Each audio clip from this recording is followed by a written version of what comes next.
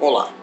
A principal coisa em Amores Materialistas é o intuito de falar sobre amor de uma forma sincera, direta, dentro de um contexto financeiro e de consciência de classe também, dentro da realidade do filme. Celine Song, a diretora do filme, ela já tinha falado sobre amor no ápice do romantismo interrompido em Vidas Passadas, que é um excelente filme. Aliás, o jeito cru, realista, sincero, na forma de falar sobre o que houve na vida dos personagens, o que há agora e o que há de se imaginar, são exercícios de criatividade e imaginação somados ali em uma obra-prima em forma de filme. E se o intuito é falar de amor e as diferentes formas que ele existe na realidade, é interessante explorar essas nuances para que o exercício de imaginação seja, ou pelo menos tente ser, de alguma forma completo dentro daquela realidade que está sendo criada. Em Vidas Passadas, aquele final agridoce, com o auge do romantismo millennial, traz uma identificação muito grande a uma geração acostumada e, às vezes, até refém de um pensamento, que é, e se eu tivesse feito diferente? A questão que martela a cabeça dos apegados à nostalgia, mas colocada no filme de uma forma tão natural, tão sincera, tão bem construída, funciona muito bem por inúmeros motivos. Além de personagens extremamente bem escritos, numa situação muito bem posta, um roteiro impecável, as atuações esplêndidas e uma direção tão carinhosa, tão emocionante também, levam o filme para outro patamar.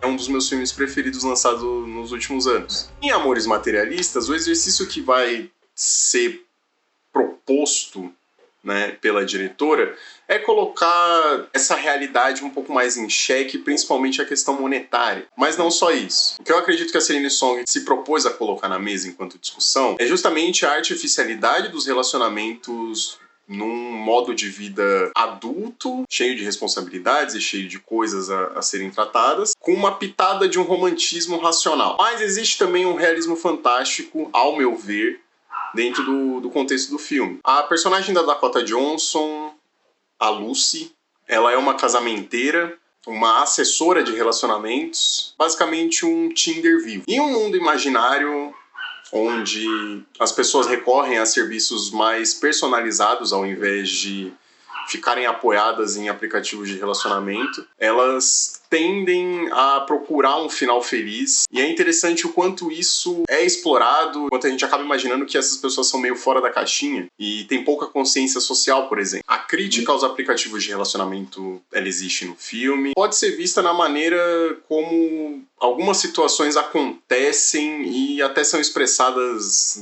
pela boca dos próprios personagens. Dos pedidos mais esdrúxulos até as respostas mais racionais dadas pela personagem principal em relação ao que os encalhados apresentam e pedem para ela, a gente vê que aquelas pessoas, elas levam essa situação de desespero no amor ou de uma procura por um parceiro muito a sério. Elas estão reféns de uma situação como essa. E justamente procurando uma personalização um pouco maior para o que elas querem e para o que elas almejam, elas recorrem ao intermediário para conhecer a pessoa da vida delas e tal, e acreditar que elas têm um direito a um final feliz. O serviço é caro, é luxuoso, de certa forma, e não é para todo mundo. O realismo fantástico, ele tá em extrapolar conceitos que a gente já conhece. No filme, esse desespero, algumas vezes, pautado ali nas tomadas de decisão para resolver alguma situação, são, como eu disse, das maneiras mais racionais até as mais fantasiosas. E isso é ótimo. A forma de abordar relacionamentos como contrato é funcional e traz a crítica a isso, a esse objetivo, a almejar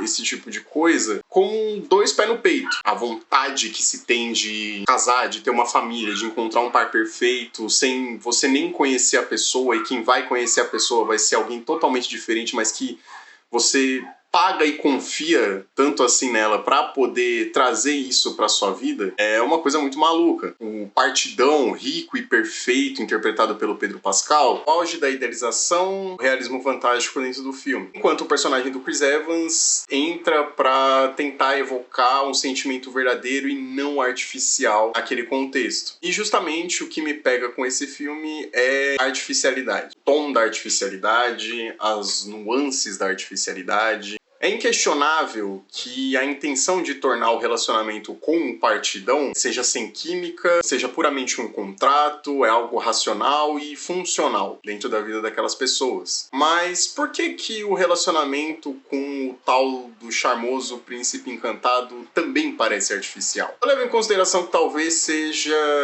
pela personagem. A Lucy da Dakota Johnson, ela não se encaixa nesse mundo. Ela não se vê no mundo de relacionamentos porque, no fim das contas, isso é trabalho. O principal ponto do filme, pra mim, é esse. E é justamente por isso que eu não fico muito satisfeito com as decisões tomadas em relação à história da personagem principal. Não a trajetória em si, mas a história que ela carrega consigo. Ela é tão lúcida, tão esclarecida sobre essas questões sociais, essas questões de um suposto romantismo, relacionamentos como um todo, mas ao momento em que surgem dúvidas na forma de conciliar o coração dela com o profissional, ela até parece perdida e as coisas estão na mão dela pra resolver. Lógico, isso é comum em comédias românticas, o filme é uma comédia romântica, independente de qualquer coisa, e assim, a questão é deixar as coisas minimamente palatáveis para que a gente possa se identificar e se relacionar ou até nos projetar dentro das situações em que os personagens vivem. Mas a artificialidade é o que acabou me tirando do filme.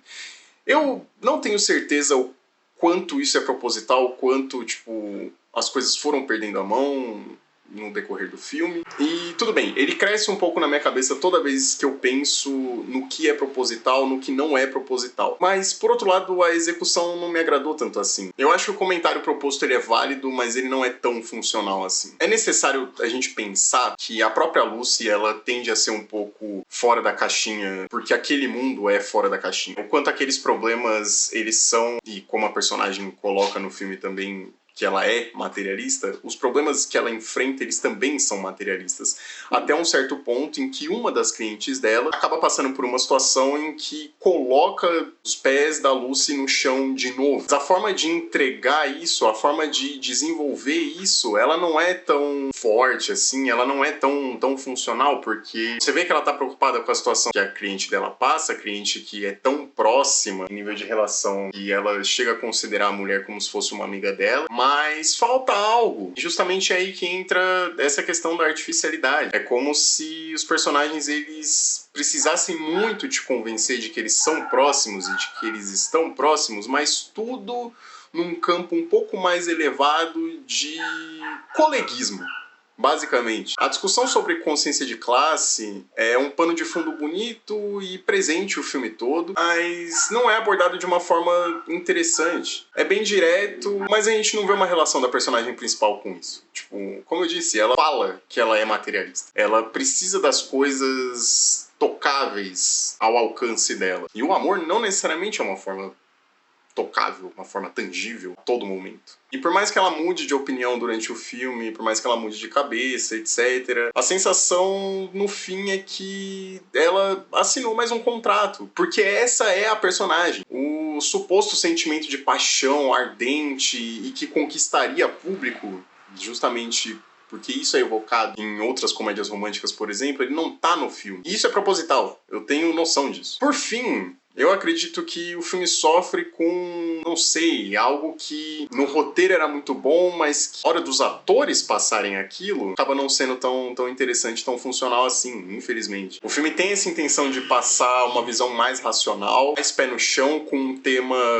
bem extrapolado, e que poderia ser mais extrapolado, na minha opinião, mas ele tem essa intenção de passar as coisas de uma forma mais funcional e mais materialista como um todo, que é um relacionamento entre adultos no momento em que a gente tá, no momento social em que a gente tá. Não é algo bonito, não é algo otimista também, qualquer coisa assim. A artificialidade criada, ela é tão grande que justamente a escolha dos atores prejudica o filme. Você não consegue acreditar em nada. Nada.